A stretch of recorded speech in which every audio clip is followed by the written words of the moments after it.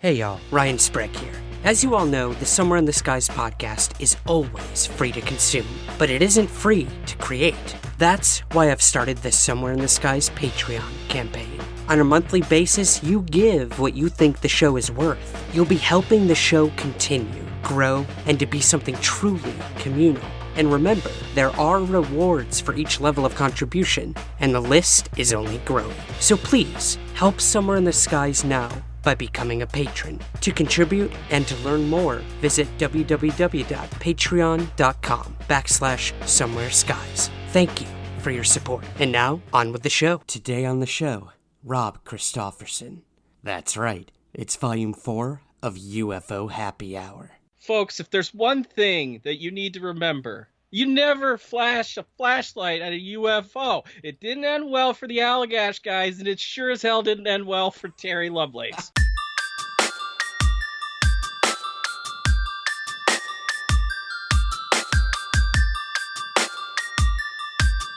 This is Somewhere in the Skies with Ryan Sprague.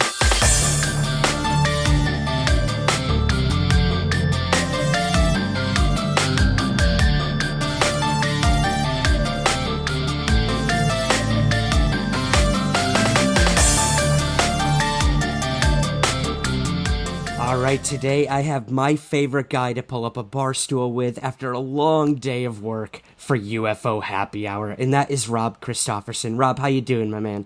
I'm doing good. How are you? I am good, man. Coming off the heels of World UFO Day. Happy World UFO Day. Yeah, same to you, man. It's a glorious day, and it falls in line with, the general time scale for when the Roswell crash happened. So, it's festive. It's a very festive week here. It is very festive. Well, speaking of that, what are you drinking today for happy hour? So I toned it down a little bit. We're still drinking beer, but it's root beer, and not just any root beer.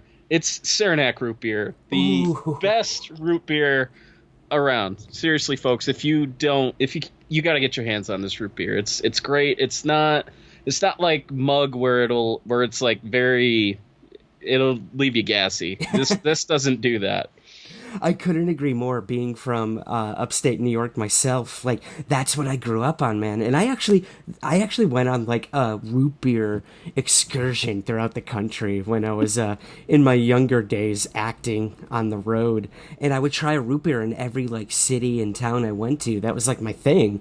And it was really cool. I got to try all these local brews and everything, but I always came back to Saranac. That was always my favorite. Yeah, you really can't go wrong with it. And I mean, you grew up not far from where they brew the stuff. So exactly. Yeah, it was awesome. Well, good. Well, okay, so I guess I'm the alcoholic of the two of us today. I have with me, I found this beer at a craft beer bar here in New York, and dude, I was stunned when I saw it. So about a month ago, I covered the Herb Shermer incident on the show. Mm-hmm. And at the time, they had a beer that was coming out commemorating the event, and I found it here in New York City. Oh, no way. Yeah, I was stunned when I saw it in the refrigerator. It comes from Broken Bows Brewing Company, and it's called, you'll like this, the Star Snake Dank IPA. That's great. And I'm sure you get the reference. It's inspired by the emblem that Herb Shermer remembers seeing on the uniforms of the aliens that invited him aboard their craft. So I was just astounded. So I've got it in front of me. I'm going to pop it open as we get into our conversation here. But happy World UFO Day, Rob. And I'm glad you brought up the Roswell incident when it came to that, because I wanted to know where this all came from. People just started sort of posting this on their social networks and everything. And I wanted to know, where did World UFO Day come from? And Al Jazeera actually did a pretty good write-up on this. So I'm just going to run through this briefly, if you don't mind. Oh, yeah, man. Yeah, a little crash course here on World UFO Day. It's defined by the World UFO Day organization, aptly. The World UFO Day is a day dedicated to the existence of UFOs. It aims to raise awareness about the existence of UFOs and with that intelligent beings from outer space, encouraging people to think about the possibility of us not being alone in the universe. It's also a way to encourage governments to declassify their files on supposed UFO sightings. And you'd mentioned Roswell. So originally, World UFO Day was celebrated on June 24th, date of Kenneth Arnold's sighting. What they ended up doing is they wanted to merge two of the most sort of famous events at the time, Kenneth Arnold and Roswell, and just have it in July, when everyone's out doing their barbecues and it's 102 degrees out and you're drinking a cold beer. So I thought that was pretty cool. And now we know where World UFO Day came from. So thank you, Al Jazeera. Yeah, absolutely. You just got learned, people. You got learned. Well, you've been doing a lot of learning too lately, man. I've been following you on Twitter, and it's been such an amazing, enlightening time for your Twitter feed. My God. You can always tell when Rob is really getting heavy into his research because you start posting all these like photos no one's ever seen before from all these like books from like 10, 20, 30 years ago. So I love it, dude. Oh yeah, man. It's I get giddy with the research because we have more resources than ever. I mean, online, in books, and like hindsight's 2020, man. Especially right now where we are in 2019, looking back on all these incidents and stuff. It's been kind of a really fun learning experience. I can imagine. And again, it's so exciting following someone like you on Twitter, especially us UFO researchers who get so, dogged down with dates and times and, this, that, debunking this.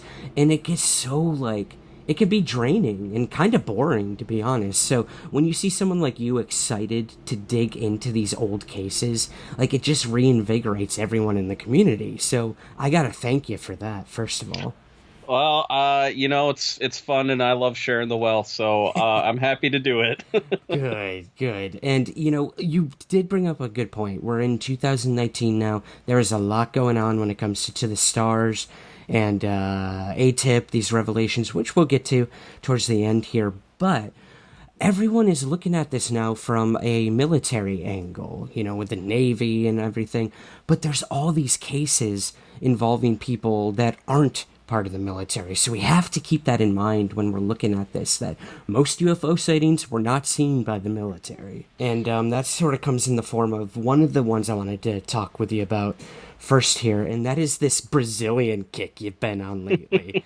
So what cases really stick out to you? How did this lead you to what I saw you posting about recently about the 1954 French UFO flap? I have a Brazilian friend. Her name is Fabi, and she kind of like reinvigorates my love for Brazilian UFO cases because they're really, really kind of extreme in many ways. To give kind of a comparison, in June 24th, 1947, Kenneth Arnold sees the 9 objects. Well, a month after that, Brazil has its first humanoid sighting. So while we're just seeing UFOs in the sky, Brazil's seeing some really extreme stuff. The first humanoid sighting in Brazil was by a man named Jose C. Higgins.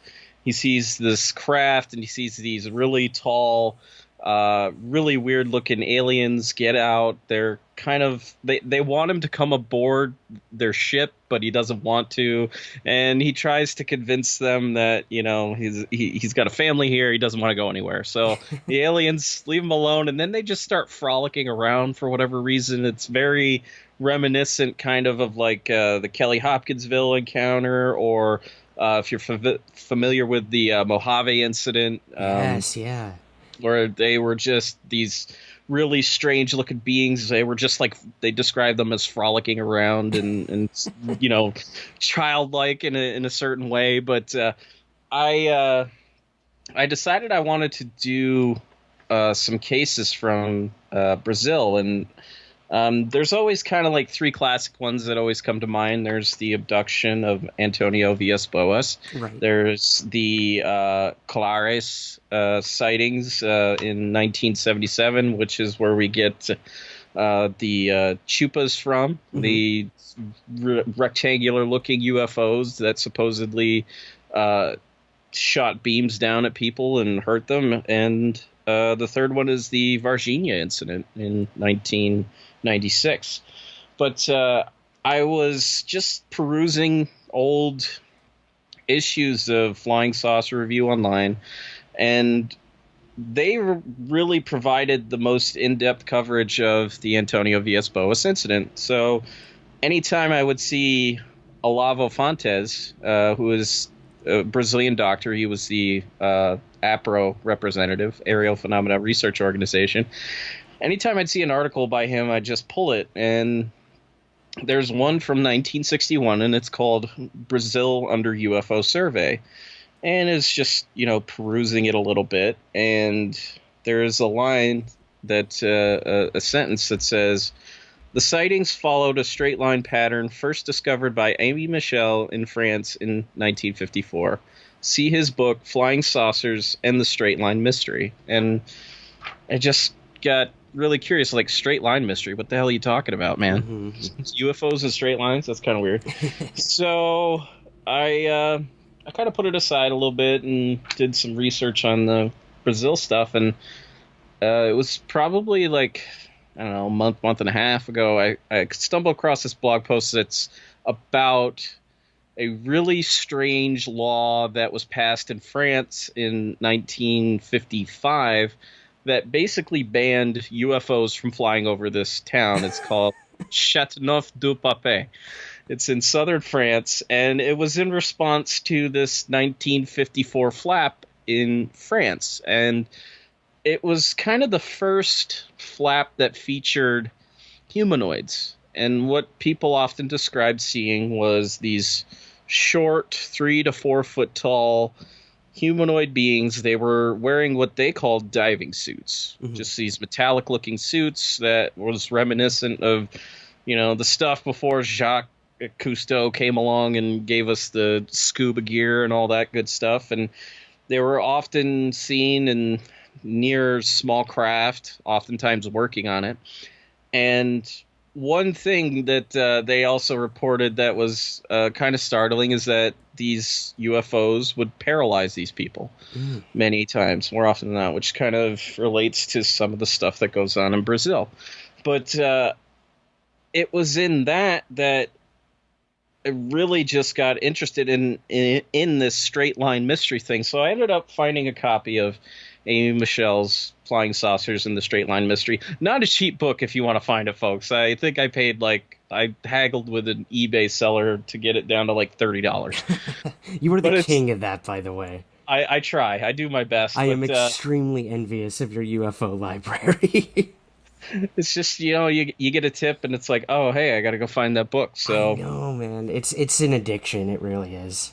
It is. And, a lot of books aren't in print these days, or they're through, publishers that are very dubious that I'm not really totally safe with. But very good point. Yeah.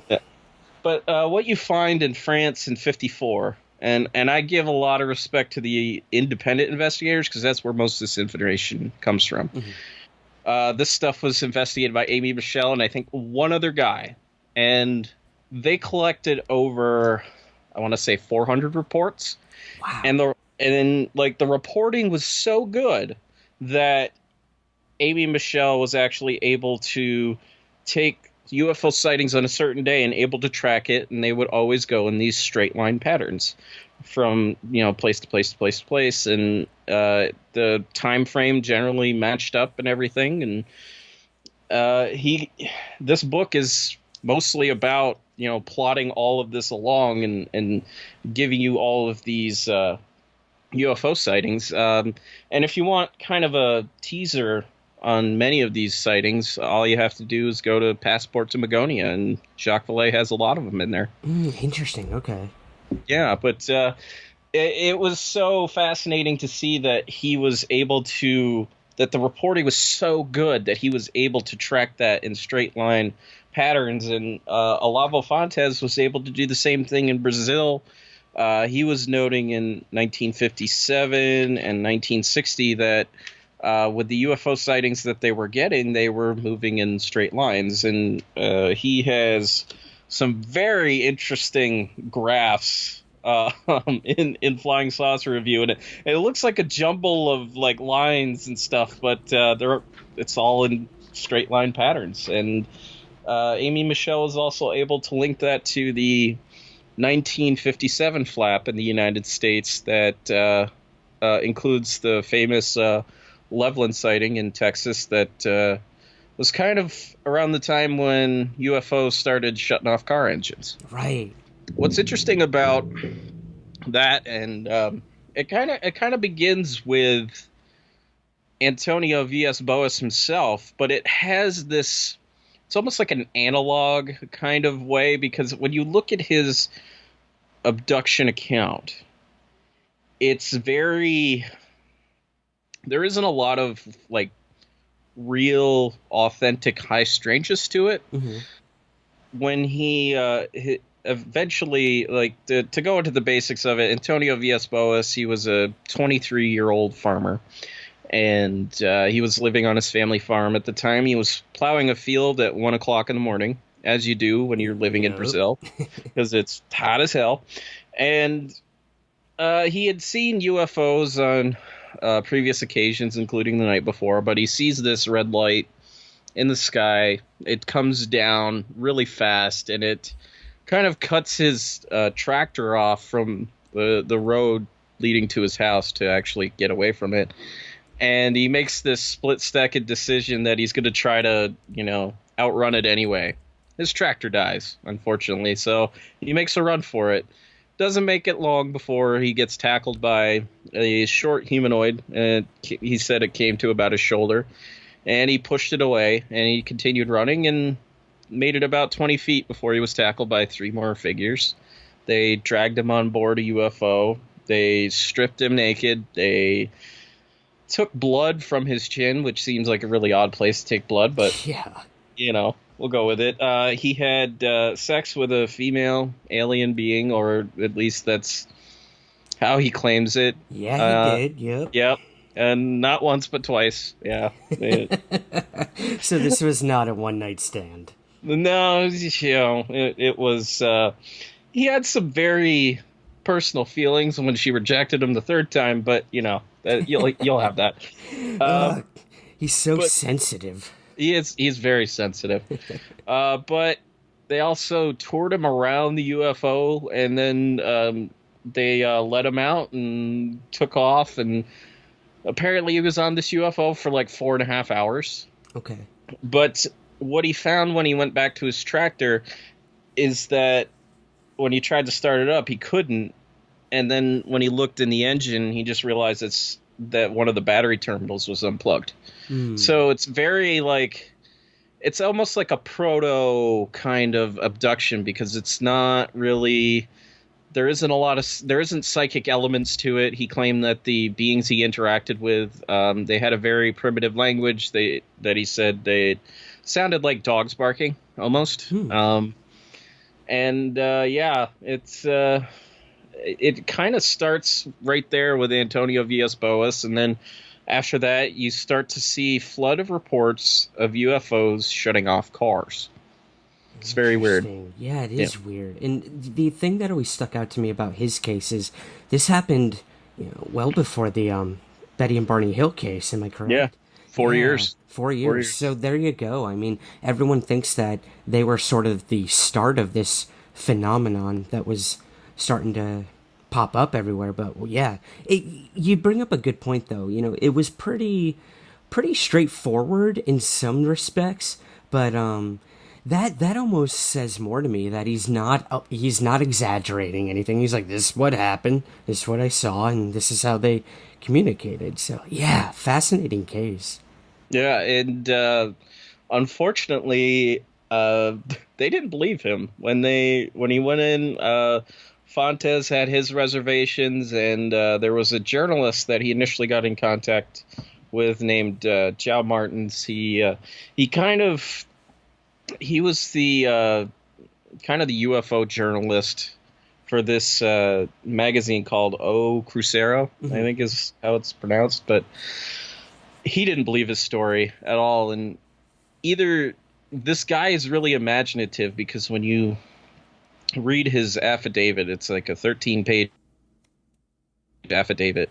It is full of so much detail. The guy didn't really miss a beat, and he had conscious recall of everything. So that makes it stand out as a very strange kind of abduction that almost seems more human, kind of, in a way. Like, the perpetrators may have been human, but and there's conspiracies like that. But it's a very strange case. The whole Brazil thing, there's so much rich UFO history when it comes to Brazil, so I'm glad someone's seeking it out. I do want to go back for a minute, though, Rob. You brought up these laws in France. I gotta read these really quick, if you don't mind.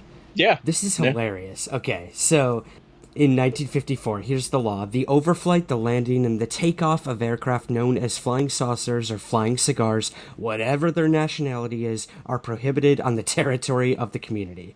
Article 2. Any aircraft known as flying saucer or flying cigar which should land on the territory of the community will immediately be held in custody. Article 3. The forest officer and the city policeman are in charge, each one in what relates to him, of the execution of this decree. So, there you go, man. City policemen are in charge if a UFO lands. It's fun to watch these laws pop up in, like, random places that have to do with, like, UFOs. Washington, there's a county in Washington that has a Bigfoot law that basically says if they... when they examine the animal, if it turns out to be more human, you're going to be charged basically with manslaughter. So, well, and we know John Greenwald too over at the Black Vault. He's found many documents throughout history where, like, either the army or like the fire department, there's like contingency plans if a UFO is found. It's crazy. Yeah. That's absolutely. There was.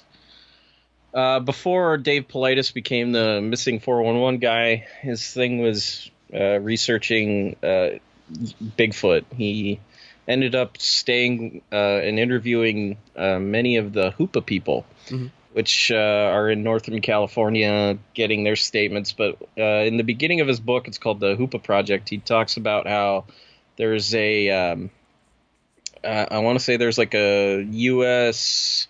Army Corps of Engineers map that has Bigfoot on it and listing it as like a potential threat to like deforestation. And, you know, like we would be like a threat to them if we decided to deforest in certain areas. So that was kind of interesting. And then it has kind of a funny cartoon underneath it, and it says something like Bigfoot does not exist and we shouldn't be putting stuff in there like that or something like that. It's kind of funny. Oh, that's awesome. Yeah, Bigfoot's making a comeback lately in the mainstream media too, so yeah, it's pretty cool. Well, one of the other cases, Rob, I wanted to cover with you here is you tweeted recently about a case in New Jersey back in our neck of the woods here that involved a hefty amount of aliens. So can you maybe run us through this case and what you found most interesting about it?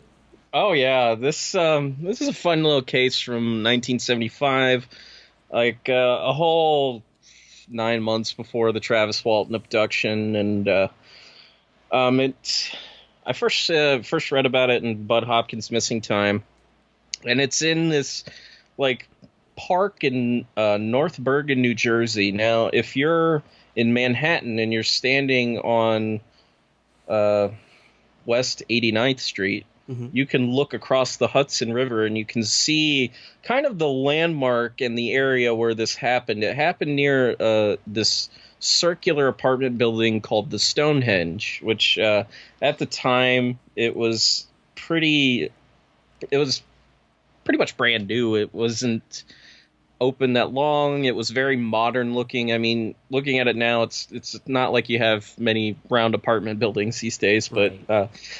It's and if you want to get really technical, it's New Jersey's 42nd tallest building. There you go, man, doing the deep research. Oh yeah, but basically Bud Hopkins at the time in 1976 1975, November 1975. He has a studio right across the street from this liquor store, and as he would have it, he would go at the end of the day. You'd usually go over, buy a bottle of wine or something like that.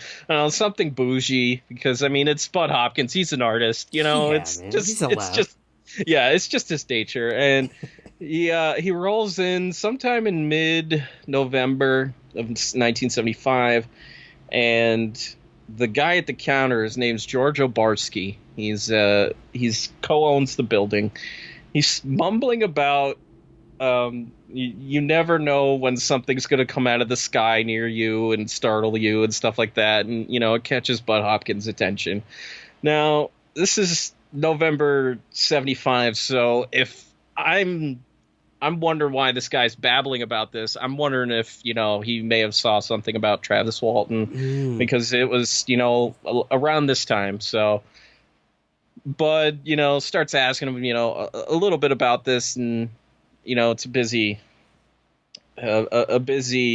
liquor store. So he comes back, he's got his recorder, and George Obarski tells him this story about how in January of 75, he's closed up shop. He's driving home. He lives in North Bergen, New Jersey, and he cuts through this park called the North Hudson Park, and it's just kind of this random park.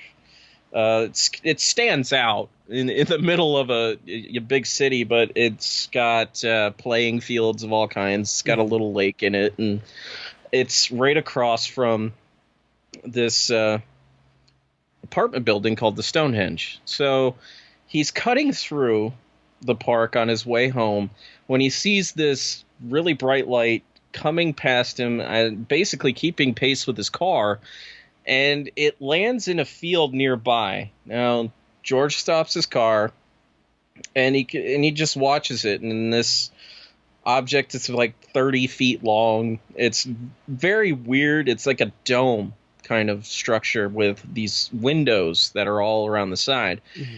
And he sees this ladder come down, and these 10 alien beings getting out. He described them pretty much as like short grays, and they're all carrying a small shovel and a bag. Okay. And they all start digging in the ground, and they fill up these bags, and it's very kind of robotic. They're very systematic in the way that they do this, and they got the job done within about 4 minutes, and then boom, the craft takes off. So Obarski's naturally shaken up. He goes home, he takes a couple aspirin, and he tries to fall asleep, and eventually does. Next morning, goes to this park, and he's thinking that it must have been a dream or something like that. Yeah. And he goes and he finds 15 holes in the ground around the area where these aliens were digging the ground up. And he pops a couple more aspirin. He's a little more nervous, and he kind of keeps it to himself for he literally didn't tell anybody, including his son who was living with him. Mm-hmm. And until that day when Bud Hopkins comes in, and Bud Hopkins, this is his early days as an investigator, and he's like, well, I need resources. So he contacts Ted Blocker and a guy named Jerry Storer, I think is his name. He was a member of MUFON. And they investigated the hell out of this case. They found an eyewitness at the Stonehenge apartment building that worked the door who saw a light on that night.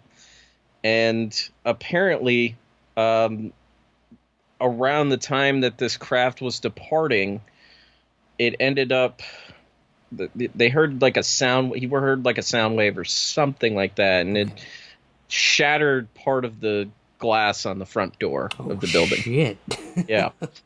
And prior to this incident, about a week before that, there was a family a few blocks down that saw this weird object pass by their window. They were so, amazed by it. They all ran outside their house. Some of them weren't even wearing shoes, and they chased this thing down the block. That is dedication. Oh yeah, pure dedication. But like, basically, it's one of the probably best investigated cases that you'll ever read. You can go on to QFOS's website, and there's a great write-up in there. I think they housed it under their abduction papers, and there's kind of a question. Oh, interesting. Maybe Obarski was abducted because there's a little bit of a time difference there, but can't be totally sure. But yeah, that was. It's one very straight, and this is a populated area, heavily populated area. North Bergen is a decent sized city, and right. Not to mention you're right across from like one of the biggest cities in the world. Yeah, exactly. I know everyone thinks these things happen in very, rural areas, but no, we got them here in the city as well. Right. Yeah, absolutely. I mean, you talked about having a second sighting yourself. I saw the UFO video. Yeah, dude. Yeah, that was my second and only other UFO sighting that I can really think of, at least. But yeah, it was so cool to have Jim here and Carl to be there on the rooftop with me, where right off the block where I saw this thing. But yeah, we see them here in the city all the time. The problem is there's so much aircraft over us that like you never know. You just never know. I remember I downloaded an app where you could see every plane in the air, and I just flicked it on one random night, and there was literally, I think it says something like 300 flights right above me. Oh my god. I don't know how that many planes can be coming in and out of both either LaGuardia, JFK, Newark, I don't know, without crashing. It's beyond me. Yeah. I don't even want to wrap my head around that. Yeah. That's wild. It's too much, man. But yeah, whatever I saw that night, I still think it was probably a satellite, just its movement and the way I tracked it and everything. But yeah, it definitely like shot up into the sky and kind of disappeared. So that's when I was like, what? Like either my eyes played tricks on me or this satellite had some sort of like thrust to it beyond what it had. So I don't know. But this isn't about me, Rob. This is about these poor people in New Jersey running barefoot after a UFO. Yeah. Crazy, I mean, it's amazing that they were actually able to find as many eyewitnesses to this, and right. They did it old school. They went door to door. They bugged everybody that they could at the Stonehenge, and. Yep. They just tracked down leads. There was one, I believe one of the members of that family was, they were at a UFO talk that somebody was giving. It might have been Ted Blocker himself, but, they came up and said, oh, we saw something, on this day and we chased it down the street. Yeah. That's a good point, though. Like, doing the due diligence when it comes to investigating these things. I know you had John Tenney on your show recently, and he brought up a good point. He said, I had these humanoid sightings happening in this town, so what did I do? I went door to door and tried to ask other people if they'd seen anything. And, like, you never hear about people doing that anymore. It's either posted on Facebook, hey, anyone see this? Or, you just hope that someone finds you. But no, right. These people are going out there and doing the work. Yeah, it's important because, I mean, like, that... When you go and knock on somebody's door, you're showing them that you're taking the time, that this is important, and that what they have to say is important. So it's important to do because what you see that MUFON investigators do, and I understand they don't have time to get out and investigate like a bunch of cases, but most of the time it's an email, a phone call, and that's it. Yeah, I know. It's the digital age we live in. It's good and bad at times, but even I find myself doing the same thing. I'm like, I don't want to go to, I don't even want to go to New Jersey to interview someone. Right. But no, put the work in, guys. Put the work in.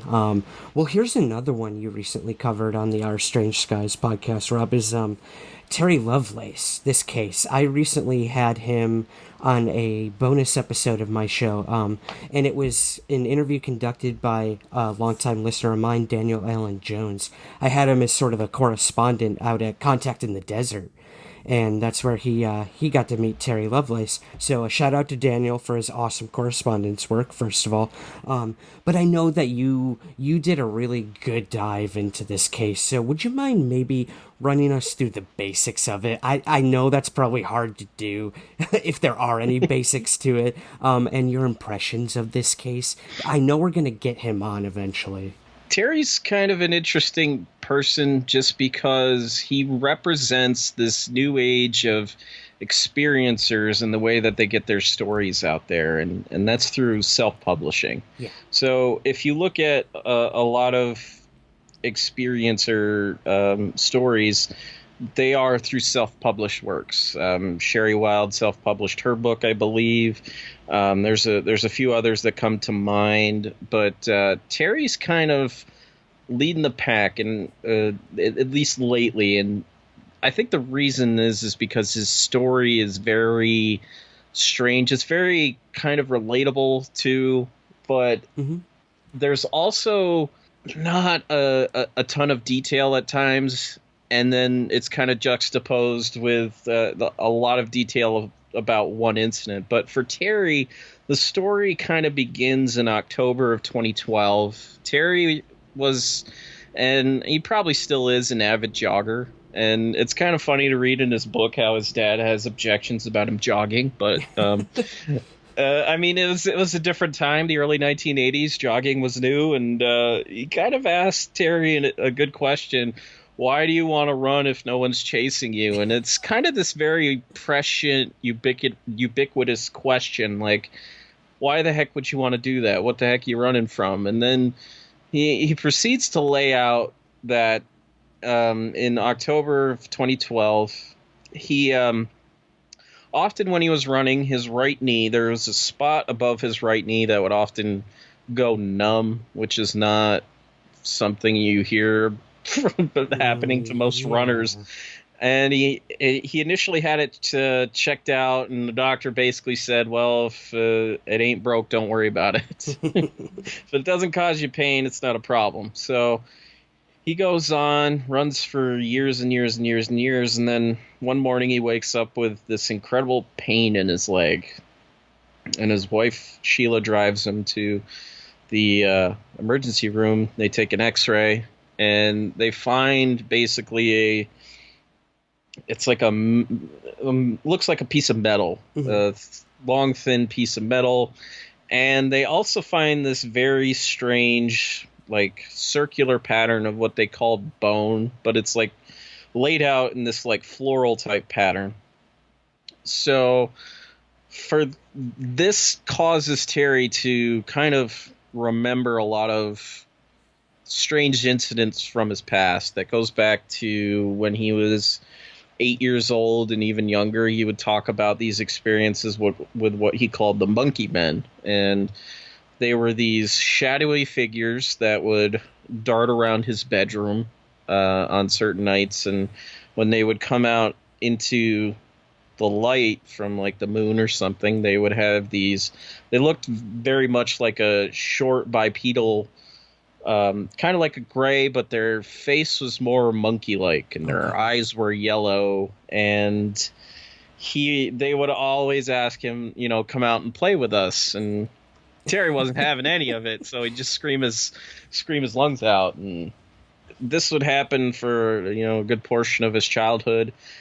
And he would have a few UFO experiences. There was one during the day when he was just outside playing with a bow and arrow, and there's a UFO that just kind of comes over and hangs around him for a little while. He lays back on the grass and watches it for a little bit, and then it shoots off. Then a couple months later, he sees this series of lights that are coming through underneath his drapes, and he shoots out of bed. He's kind of apathetic at first, which is something, a lot of UFO witnesses kind of report, being this like indifference. And he's been teased a lot by his sister, and he kind of wants proof. So he can hear this low humming sound also that's coming through with it. And it vibrates the entire room so much that a model plane that's on his dresser just falls off onto the floor. He's like, if it stays there, I know this is proof. Well, okay. And then and then he goes to the window and actually gets a look at this thing, and it's your classic saucer UFO shooting out to these green and yellow lights and such. And he's like, I'll sweeten the pot by messing up the drapes, and that way I'll know this really happened. So does that. He wakes up the next morning, and the way that he describes it is like the moment his head hits the pillow, it's like a switch, and then it's daylight, and he just wakes up like he didn't get any sleep at all. And the model plane's still on the floor, the drapes are still messed up, so that's proof for him. But as he progresses, he has less sightings as his teenage years go by, and after he graduates from high school, he enlists in the Air Force. Yep. And he's basically an Army medic. That's what he specialized in. That's what he got training in. And he's stationed at Whiteman Air Force Base. He's a medic there with a guy named Toby. He's an African-American man, and they become really great friends. And one night in 1975, it's January, so it's really cold as hell out there. They get a call that they need to go retrieve a guy who fell off of a silo, and where they were is a missile silo. I believe they had nuclear ordnance there. Yeah, I think so. Yeah, and they pull up and they see these military checkpoints and a bunch of people just standing around, which is really odd. And Toby gets out of the vehicle, and he goes up, and he comes back and says, "You got to come check this out." And above this silo is this UFO. It's just hanging out there, and it's there for maybe like 5 more minutes before it shoots off, and they retrieve the guy. So there's another UFO sighting for him. And then a couple years later, they both have another UFO sighting. In like, it's around the same time in January.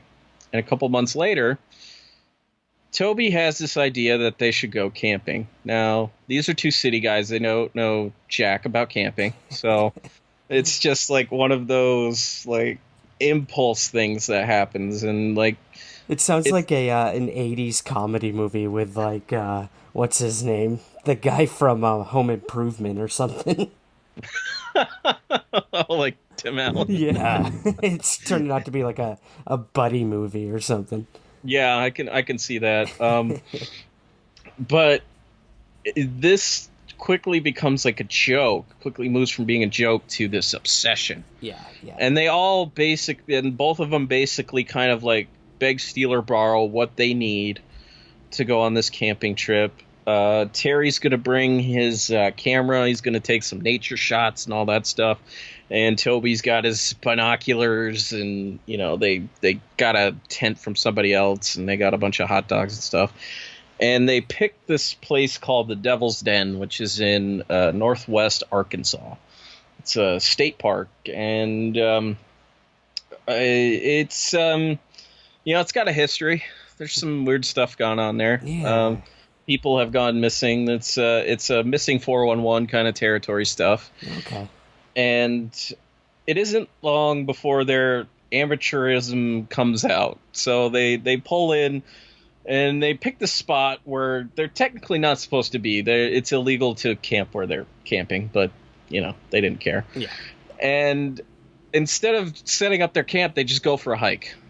Okay. They go for a hike. One. Yeah, mistake one. And they come back a little while later, and they'll set up the camp.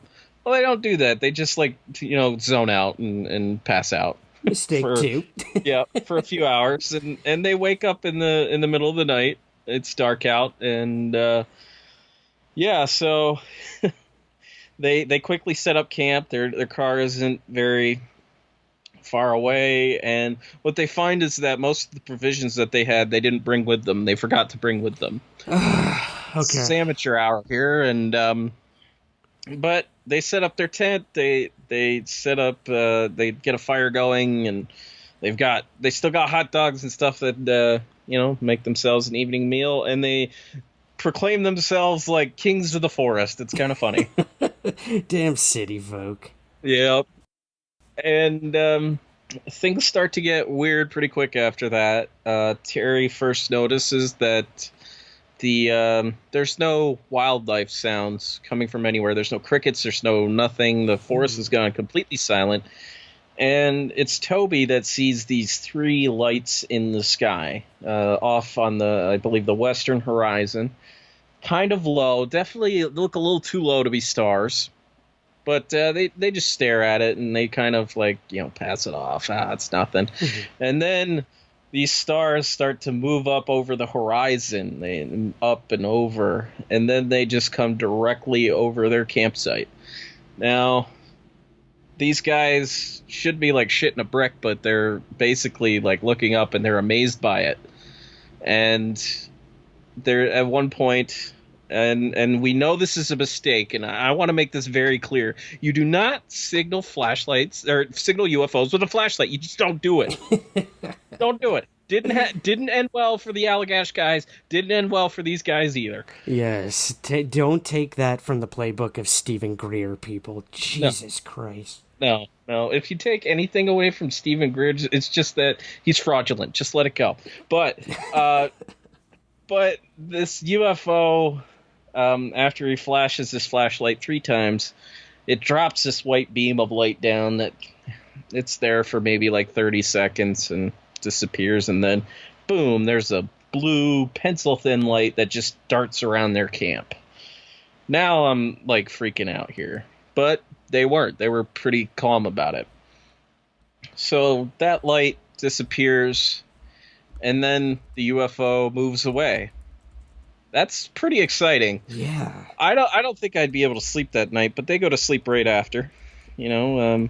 As any rational person I wouldn't do, but yeah. But it's Terry that wakes up what feels like a couple hours later, and he sees this light that's flooding into their tent, and he can see Toby. He's kneeling by the flap to the tent, and he's crying, and he's looking out, and Terry goes to grab the flashlight and see what's going on out there, and Toby just bats him away and says, no, they're out there. And he can hear figures walking around out there. He can see this really bright light, and eventually his curiosity gets the better of him, and he throws open the flap, and what he sees is this UFO. It's in this field not far from their campsite, taking up the whole field because it was that big.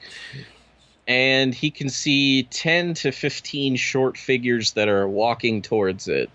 They're basically the size of a child, and they walk into this white beam of light that's projecting down to it, and the way that he describes it, they just dissolved.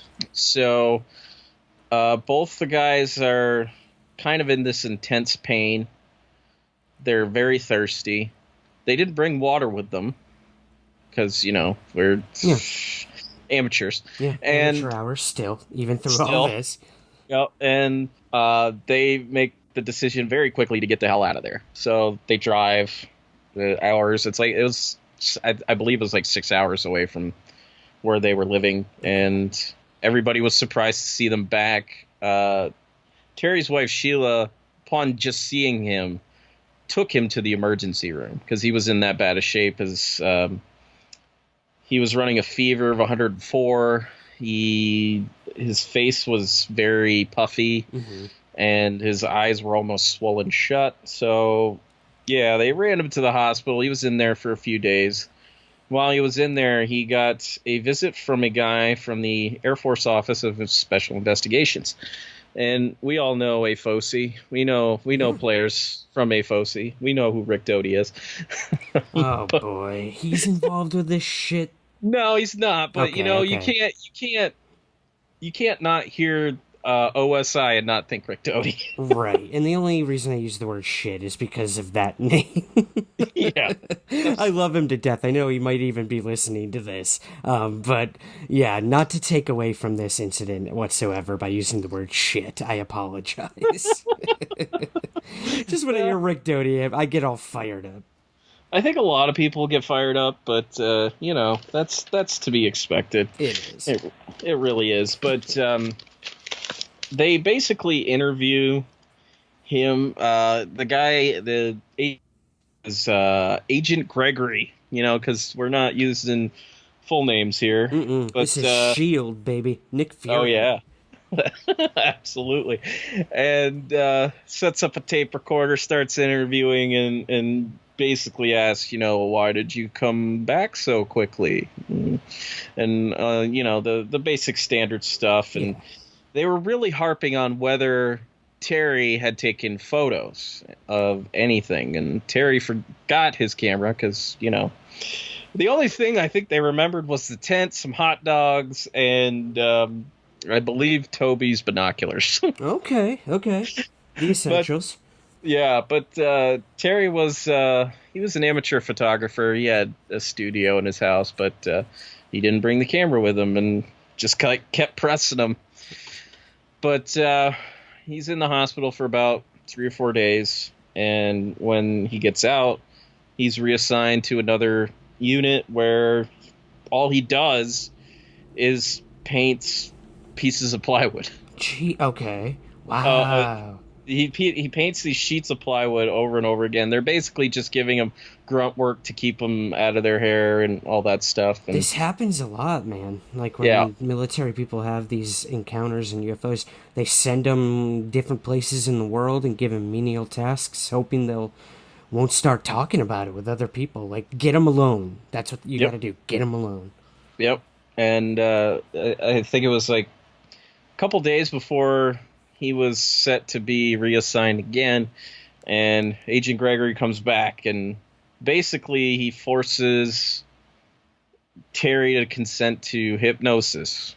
Okay, let's do that. So they explore the night in Devil's Den and what happened, and basically Terry recounts being taken aboard this craft, standing in a line full of people that are waiting to undergo procedures. And there's also this short, what he basically calls a hybrid woman, standing with him. He recognizes her as being someone who has been with him his entire life with these experiences and such, like many abductees report. And he also reports walking by a wall of like aquarium tanks that had very strange reptilian looking beings in them.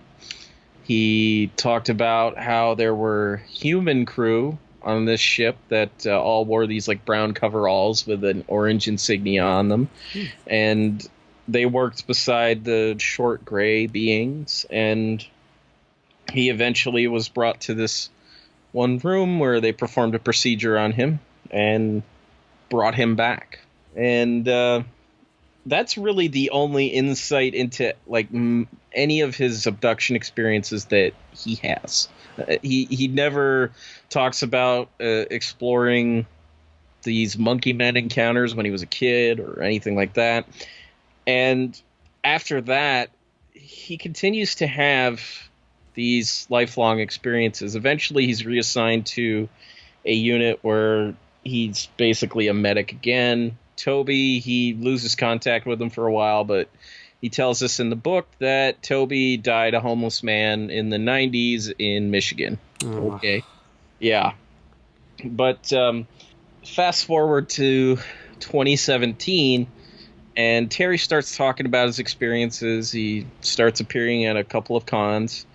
And after he starts doing that, he experiences this dramatic weight loss. Terry used to be kind of a big guy, over 200 pounds.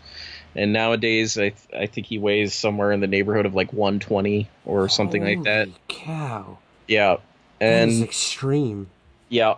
And one night, not long after he gave a presentation at a conference in, I believe, Houston. Mm-hmm. He woke up in his living room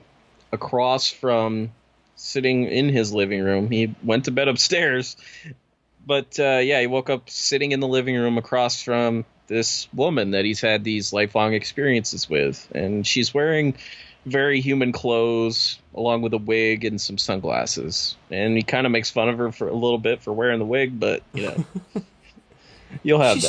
She's trying. She is trying. But, he basically asks her questions about, these beings, being in his life for as long as they have. And basically she says that if he keeps talking about his experiences, one, they're going to have to take the implants that are in his legs, which he didn't know he had 2. He thought he only had 1, but turns out he had 2. It was a 2-for-1 deal, yeah. It's a 2-for-1 deal. It was on sale that week, but they also said that the military would kill him, which hasn't happened because he's still alive. But and they also basically said that they'd never see him again. So Terry made the decision to keep talking about it, and about a week later, he woke up to incredible pain in his legs again. He had these like red kind of puncture marks on both of his legs, and about a day later, there was a bruise that appeared on both legs that looked like that flower pattern that was seen on the X-ray in 2012, and that's pretty much where Terry's story leads you. It's interesting. It's kind of devoid of details at sometimes, but it's really intriguing, and it gives a lot of the conspiratorially minded people something to bite on, especially when he talks about being on the ship in 1977. Right. Wow. Yes. Well, you know what? I was given the book by the publisher that was working with him on getting this out to the public, and I've spoken to Terry, I think once through email. He is an extremely nice guy, very smart, very insightful, but this case is just, there's so many gaps where conspiracy people can fill those in. So I don't know, man. I don't know. I struggle with this one. I'm going to be honest. There's a lot going on. But hopefully I can get him on to get some more detail. But wow, yeah, you did a good job with that one. Well, I appreciate it, man. And I guess he's working on a second book, so maybe we'll get some more insight on those kind of details. I don't know, but maybe, yeah. But there's definitely we need a little more. We need some more from you, Terry. If you're listening, please give us some more to work with here. Yep. Awesome. Well, Rob, coming to today, we have these videos that came out, one of which is known as the Gimbal video, and a lot of researchers have been working on this lately, trying to figure out when and where this happened, and they're pretty much landing on the East Coast, this Gimbal video. If anyone's seen it, it's the one where the gun camera footage where the craft seems to be rotating in midair. It's the one that I know Unidentified, the TV show, uses as their main, what would you call it, like featured image, even though they doctored it a little, made it more saucer shaped. Yep. Anyways, I'm getting too detailed into the craft. The Gimbal video, we think that this happened off of the USS Roosevelt in the early to mid 2000s, and even in the Middle East, this thing possibly may have been seen. But you found something that happened with the USS Roosevelt that happened a while ago. So what is up with the USS Roosevelt? Why are they the ones to track all these UFOs? And what is this case he came across? Right. So the interesting thing about this USS Roosevelt, it's not the first USS Roosevelt. This is actually the second. It's a Nimitz class carrier, which is a more advanced carrier. But before that, there is the Essex class carrier, USS Franklin D. Roosevelt. And basically, it has a history of UFO sightings going back to the early 50s. And it starts in September of 1952 with Operation Mainbrace, which was a NATO exercise that there was like, I forget how many nations took part in it. It was probably about 10 or 12, but supposedly 85,000 like servicemen were a part of this exercise. And like from the start, they started to experience UFO activity. There were some that reported UFOs coming out of the water and flying over their heads. Some of them just basic flybys of UFOs, but one of them was the USS Franklin D. Roosevelt. And basically on September 20th, 1952, they were taking pictures of the area, and they see this object in the sky. It's in broad daylight, and it just flies over their ship, and they take pictures of it. They were supposedly took 3 pictures of the thing. And it was just kind of, that's what it was. It was 3 pictures. It was interesting, though. Really interesting pictures. You can Google them. They're out there. I'd also like to note that the crewmen of this ship called this the USS Franklin D. Roosevelt Swanky Frankie. But the most dramatic report of UFOs comes from 1958. The Franklin Roosevelt was down in the Caribbean. It wasn't far from Cuba. And they saw this light that was basically tailing their boat. And eventually it came speeding by. And it got so close to the boat that you could actually see the object. You could see windows on the thing, and you could see figures in the windows looking out. Wow. Okay.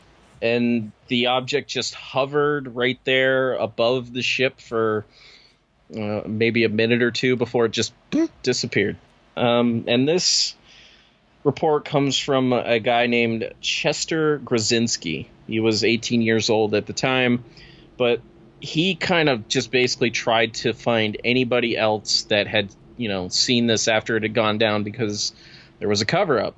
The CIA came on board this ship investigating gambling. Really? Okay. Of all things. Okay. Yeah. And, they basically just told everybody to shut up about this. And, it became this huge giant cover up. And Chester, he tried to track down anybody that he could that remembered seeing this thing. Now, if you Google, it's I just Googled Operation Mainbrace UFO, and you go through the image search results. What you'll see is this. It's a sketch that somebody drew of.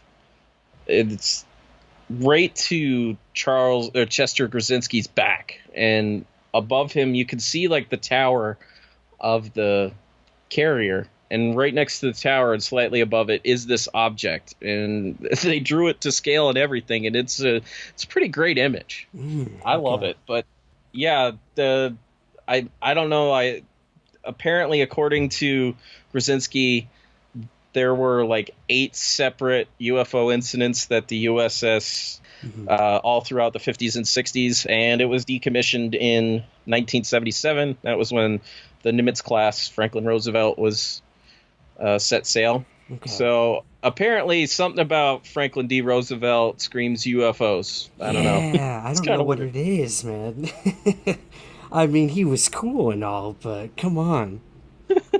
I don't know. Well, I found that really fascinating because, again, the Roosevelt is becoming a buzzword now in the UFO community because of all the activity with UFOs involved with it. So I was so happy to hear that you found that. And I'm also happy to know it wasn't the same ship because, my God, if there's ever been like UFO bait, now we know it's the USS Roosevelt. Just throw that thing out in the water and you're going to get some UFOs. Yeah, pretty much. It's the bait that every ufologist needs, and it's kind of funny because when you read about the history of the first ship, in '77, they were in talks to actually keep it going.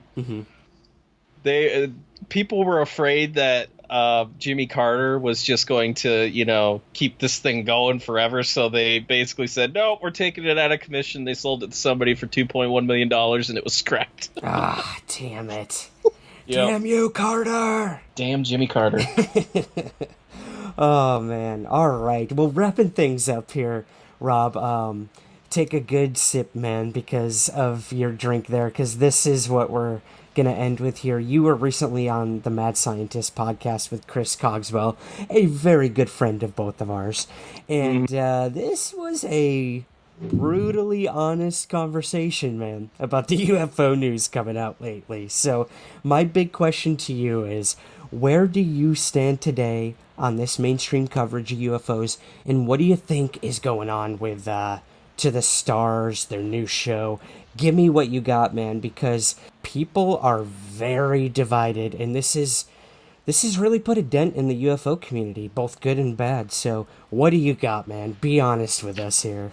So I'm very skeptical these days now. I've kind of been I've gotten a little more skeptical as time has gone on. Mm-hmm. And for me, there are things that To the Stars Academy does or doesn't do that kind of goes against it, that being a legitimate operation. Not to say that there aren't trying or stuff like that, but like if you're talking about science and UFOs, there are ways to do this. When you go onto the To the Stars Academy website and you look at the videos, you look at the Gimbal video, the Nimitz video, the Go Fast video, what you find on there is not an explanation of how they came to their conclusions. Mm-hmm. What they tell you is, this is what this is, and this is what our conclusions are. Well, how did you arrive at that? And to give you a kind of an analogy, if you're in math class in high school and this is basically To the Stars Academy writing down the answers without telling you how they got there. And that's a big problem for me, because if the teacher hands that paper back, what's it going to say? Show your work. Yeah, 65, show your work. And I don't think To the Stars Academy is doing the best job of showing their work very well. I'm skeptical. Oh man, how do I lay this out, in a concise way? I think know, it's hard. It is hard, but I just don't know what the hell they're doing. Mm-hmm. I really don't know what the hell they're doing, and like they're giving you nuggets of information that they're tantalizing, but they ultimately don't lead to anything. Like, they announced the Atom Project last year. What has come of that? Right. Nothing. Well, here's the other thing. You bring up a good point. We know for a fact that Lou Elizondo, he's even stated this in the TV show, Unidentified, that he knows more than what he can say on the show and what he can tell civilians. So you have this weird, like, purgatory where the investigator in charge of all this knows more than he's telling the public. So that's a problem. Like, why should we listen or trust you when you know more than you're telling us? It's hard, because I honestly think, like, he's a cool guy. I think he's doing some good work, and I do believe that he wants answers, but he's got answers and he can't tell us. That's a problem. Right. And not only that, how many To the Stars members are former government officials that can't say anything? Chris Mellon, Steve Justice, Hal Potoff.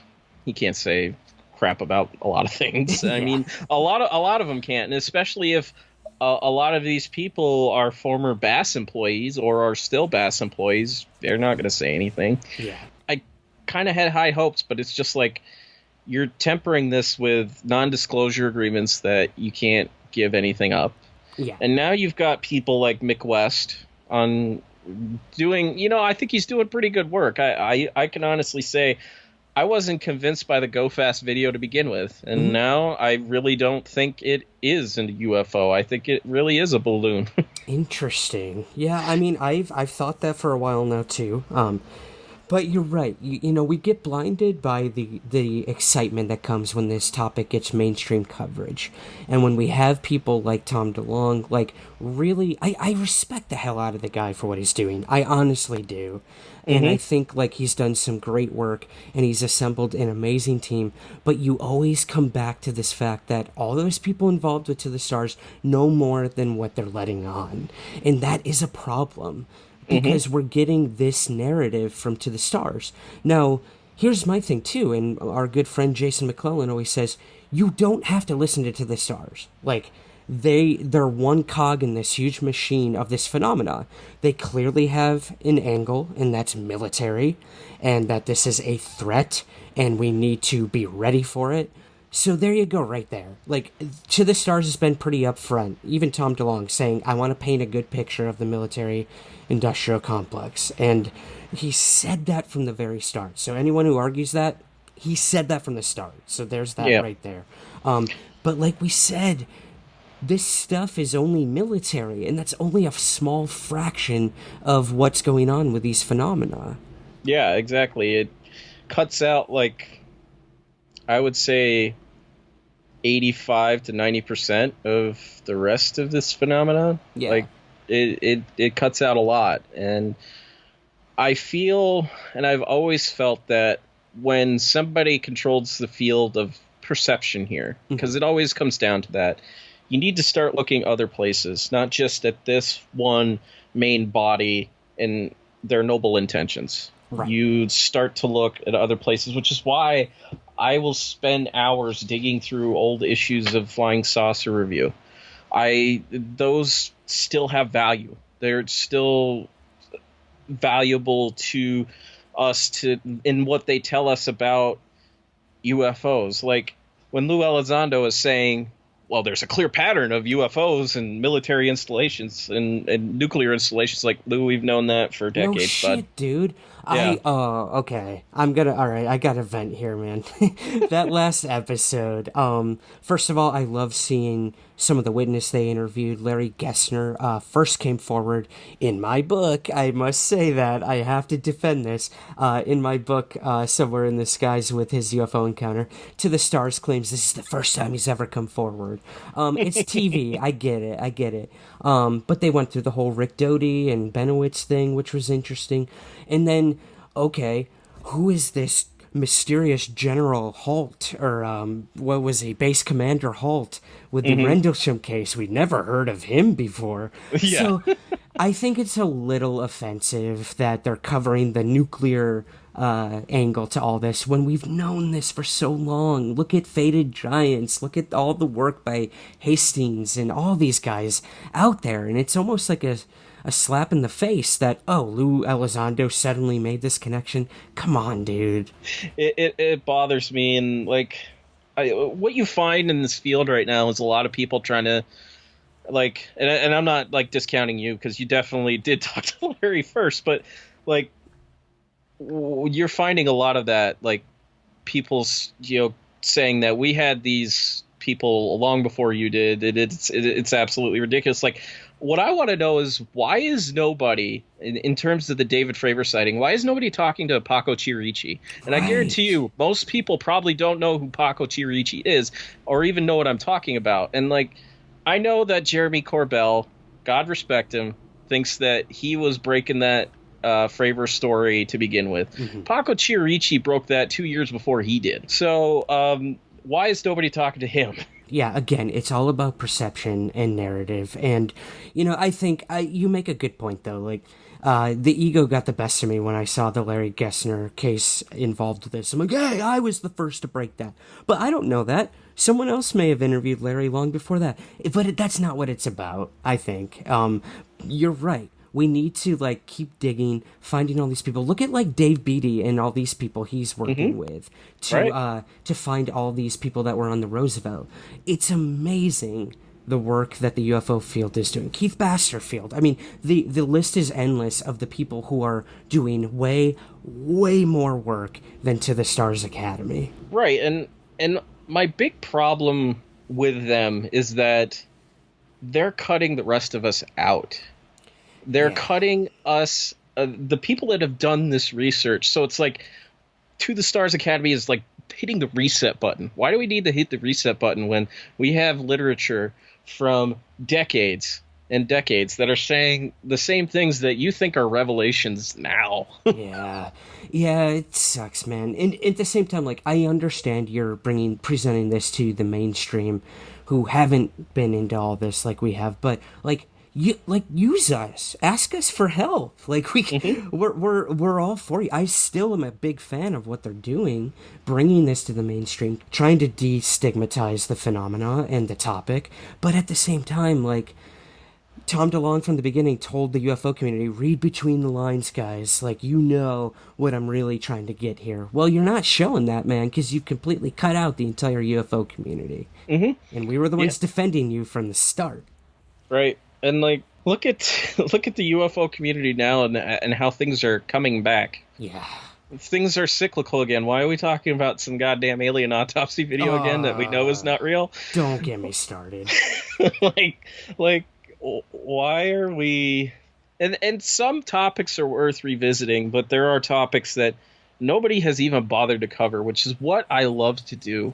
When I first... Like, the first appearance I ever made on this podcast, and we talked about the Men in Black, I was like, I really want to dig into this stuff. And I looked at the Herbert Hopkins encounter, and I'm like, this is really strange. What the hell was he looking into? Because it felt like it was a question nobody had asked. Yeah. So I find it in this book, and I'm like, why is nobody talking about this case? It literally happened like 2 weeks before Travis Walton was abducted. And it's far more insane than Travis Walton's story. Why is nobody talking about this? And it's those stories that really, they need to be told, because they've never really been told before. They've existed in the annals of these UFO journals that sometimes people pick up and read through, and, you know, if you got them lying around. There's the whole, like, internet archive. Like, if you go to, it's either New Fork or New Fours. It's really confusing at a certain time. New Fours is in Canada, I believe. Yeah. There is a database of issues of Flying Saucer Review from the time it started in the 50s up until it folded in the early 2000s. They're all on there. Go read through them. There's some crazy cases in there. Some of the bonus episodes that I've done have come from these cases. Everybody talks about the Mothman sightings, and they don't talk about this one case from I believe South Carolina, Gaffney, of these two cops. They were out one night during this meteor shower, and they were patrolling an area. It was an abandoned area, and they see this UFO, and it just comes straight down in front of their car. And this really short being gets out, and it starts asking them questions. Nobody talks about that case. It was a case that John Keel reported. And it's like, why is that not talked about when people talk about the Mothman? Yeah. You see, and that's... it's those cases that, like, God, I find more value in them than I do in a lot of what To the Stars Academy is doing. And I know that's going to upset a lot of people. I just don't care anymore. Yep. I don't either, man. There's no time for it. And I've been sort of taken to task with, Ryan, like, make a decision. Are you for it or are you against it? Look, I wrote a shining review of the first episode of Unidentified because I thought it was fucking slick and beautiful and insightful, and it was great. It was for a new audience, so that's great. But as the show has gone on, I get what they're doing. It's a recycling of everything we already know. That's not to say that they have not made strides and some progression in terms of the military acknowledging this or that, but at the same time, dude, it's the UFO researchers working in the shadows that are really doing the hard work. So I think we have to keep that in mind. Do not stop what you're doing. The Keith Basterfields out there, the Dave Beatties, everyone out there who's doing that legwork, and To the Stars kind of takes away from that, in my opinion. Yeah. Just keep doing your work. Yeah, and I got to say, God bless John Greenwald for doing what he is doing, because... he took a bashing. He has taken a bashing. He has done it well, and he's doing honest work. Yep. You know, and like, I'll be honest, I have never seen Alejandro Rojas as angry as he was. Oof. Oh my God. That dude never gets angry. No, I've never seen Alejandro Rojas angry at all. And I was watching that Twitter thread and I'm like, oh my God. Yep. Really? Hey, if anything, this whole thing that's happened in the past couple years has made UFO researchers passionate again, and we lost that for a long time. So, you know what? While it might be divisive, it's also really, really getting our flames going. So I hope we can use that passion, work together to find answers, because I agree with a lot of what the young guns are doing. I agree a lot with what people like John Greenwald are doing. And we are getting some incredible journalism coming out of Tyler Roqueway, Alejandro, John Greenwald. They're all doing amazing work. So, you know what? If that's what it comes down to, the way that this topic is covered, I want to read everything that all of those people have to say. Because at the end of the day, we are all in this together. We're just trying to find answers. Yeah, absolutely. And I mean, if people can use To the Stars Academy as a gateway drug, that more power to you. If it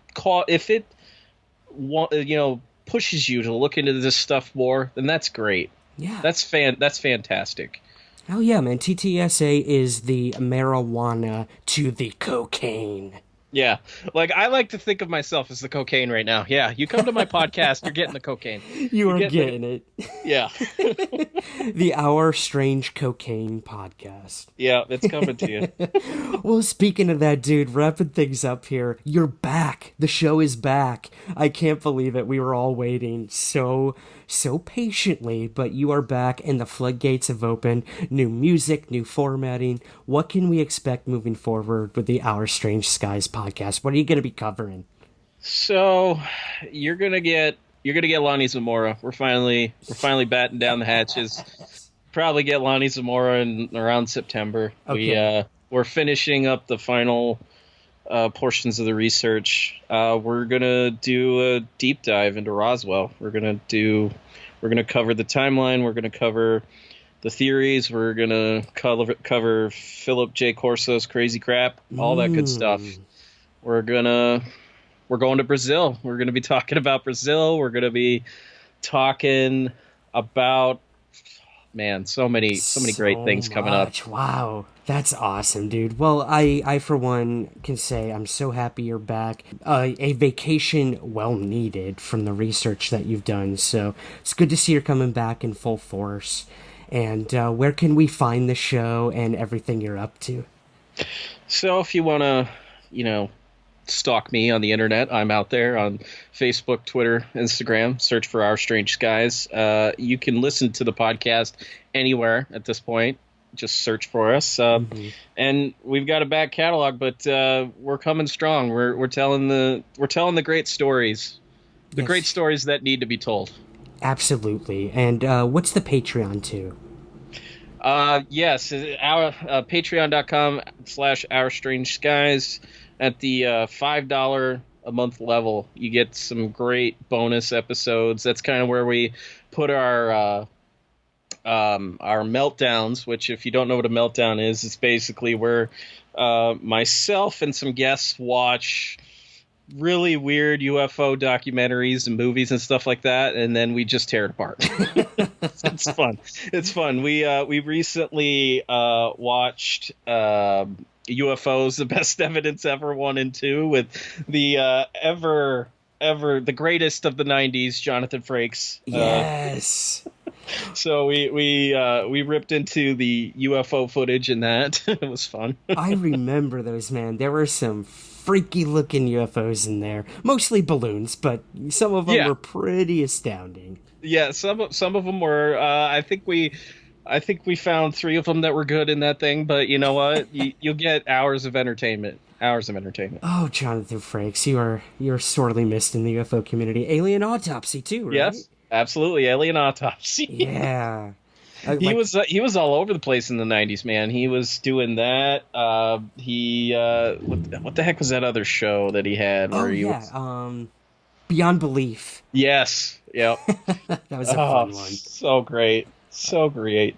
I love it, man. Well, hey, I can't thank you enough for kicking back a root beer with me today here on UFO Happy Hour. These are always my favorite episodes. So thank you so much, Rob Kristoffersen, for coming back on Somewhere in the Skies.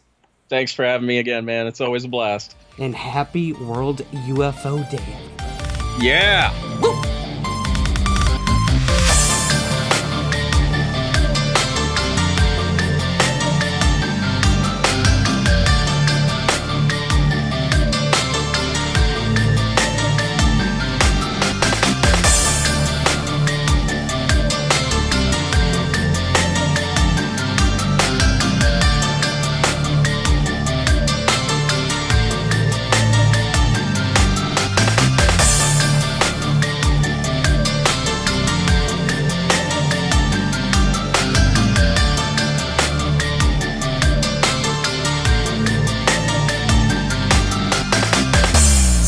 in the Skies is produced by Third Kind Productions in association with the Entertainment One Podcast Network. To learn more, visit entertainmentonepodcast.com.